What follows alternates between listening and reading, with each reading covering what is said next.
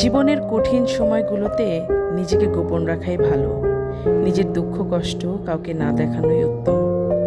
জীবনে যদি কখনো খুব খারাপ সময় আসে, তাহলে নিজের দুঃখ কষ্টগুলো নিজের মাঝে এমনভাবে আড়াল করে রাখবেন যাতে আপনার গা ঘেঁষে বসে থাকা মানুষটিও টের না পায় গোপনে আপনি ভেঙে গেছেন খুব।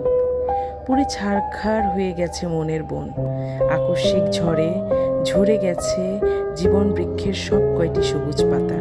শক্ত হন, নিজেকে নিজে বুঝান যে এত সামান্য বাতাসে ঝরে যেতে নেই, ভেঙে যেতে নেই অমন হালকা আঘাতে। কান্না পেলে একা একা কাঁদবেন, তবুও নিজের দুঃখের ক্ষতগুলো কাউকে দেখাতে যাবেন না।